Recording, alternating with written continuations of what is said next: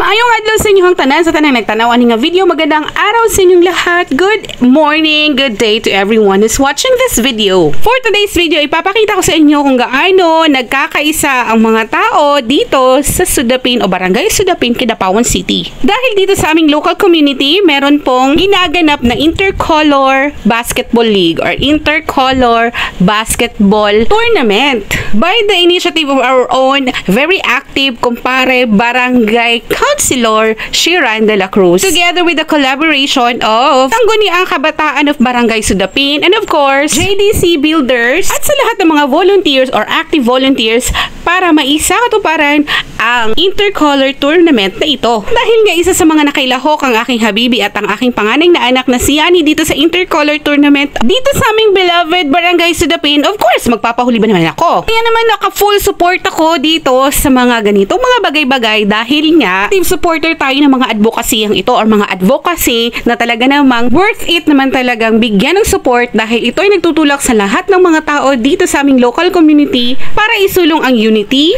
camaraderie, sportsmanship, and of course, the essence of belongingness among all the stakeholders or the consensus na nandito nakatira sa Barangay Sudapin. At may dagdag bonus pa kapag ganito ang mga nangyayari sa ating community dahil na-promote din ang physical fitness, mental fitness, and of course, emotional and spiritual fitness ng mga taong nandito. Dahil naniniwala ako na kapag konektado ka o konektado kayo sa isa't isa, of course, na-promote nito ang unity na talaga namang napaka numero unong essence para sa isang peaceful community. Blue Peers nga pala ang pangalan ng kanilang team ni Habibi at ni Yani. And second game na ito dahil nakalimutan kong i-feature ang opening ng Intercolor Tournament na ito na nag-open last March 2. At ito na nga, ang kalaban ng team Blue Peers ay actually ang mga team Yellow Kohako. Na team naman ng aming kaibigan ni si Paring Uming. Hindi po talaga matatawaran ang excitement at talaga namang ang pakikipagbakbakan ng dalawang team na ito. Dahil sa first quarter, second quarter at third quarter ay talaga namang napakataas ng lamang nila Paring Uming. The first set of first quarter ay nakakuha na ng score sila Paring Uming ng 18 or 14 ba yun? Tapos ang team Blue Peers ay 1. Napaka-underrated talaga ng Blue Peers na team. Dahil hindi po talaga madali ang sinuong nilang mga pagsubok at talaga namang lumalabas ang lahat ng mga diskarte nila sa loob ng court. Totoo nga pala talaga na kapag hindi pa tapos ang laban, hindi mo pa talaga mapre-predict kung sino talaga ang mananalo. At hindi mo kailangan na i-judge ang lahat ng mga plays ng mga players na yan kapag hindi pa end game. At talagang totoo naman pala talaga yung sinasabi ng teacher ko nung high school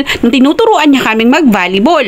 Kasi sabi niya, attitude is everything dahil nakikilala ang karakteristik mo bilang tao at bilang teammate kapag naglalaro ka na sa loob ng court. Ika nga ng mga sikat na ng mga coaches sa NBA basketball. It is how you play the game. Kahit nga gaano mo pa kagaling sa basketball o gaano mo pa ka-shooter o gaano ka pa magaling mag-dribble, mag-layup and everything like that, pero hindi mo nilalaro ang basketball na akala mo ikaw lang nag-iisang naglalaro dyan sa loob ng court, hindi mo sinisali sa isipan mo yung mga kasamahan mo or teammates mo, wala kang teamwork, walang teamwork ang inyong grupo, hindi talaga kayo mananalo. Ika nga lahat na kasamahan mo sa loob ng team mo o sa team mo, meron talagang silbi. O lahat ng ka-teammates mo talaga namang may role. At ito pa ang pinaka-importante. Importante talaga sa paglalaro ng basketball ang proper communication dahil pag walang komunikasyon, parang relasyon.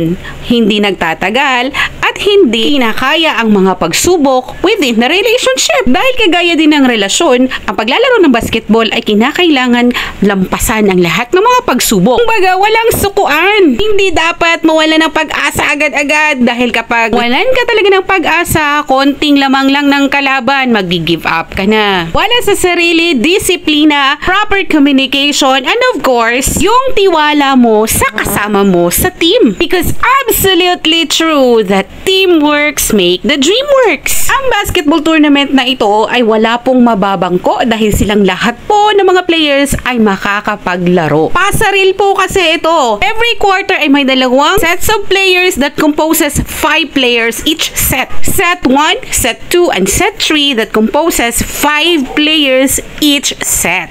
So, i-rotate lamang po ang tatlong sets of players at saka pagka 4th quarter, pwede nyo na silang paglalaroin together o mamimili ka na ng mga players na gusto mong ipasok sa pagka 4th quarter. Kaya naman ito ay very challenging sa mga team captains of each teams because kailangan mo talagang binsihin ang lahat ng players mo na hindi umabsent sa laro. Dahil merong mga consequences kung talaga namang kulang ang mga team players mo. So, sino ba naman ang nagsasabi dyan na napakadali lang ang paglalaro ng basketball? Dahil sa pag-o-organize pa lamang ng team, kinakailangan na ng leadership. Pag ma-materialize pa lamang ng mga games, kailangan na ng management or proper handling or proper management of the team. O diba, sa mga ganitong mga paraan pa nga lang, kailangan na ng unity. And of course, kailangan ng funding. Hahay. So in general, hindi po talaga madali ang pagpapalaro ng mga basketball. Hindi natin masasabi na lang ang mga ganitong mga projects. Kaya naman napakamaraming salamat sa mga taong nasa likod ng proyektong ito. Tudo po kami sa inyong lahat.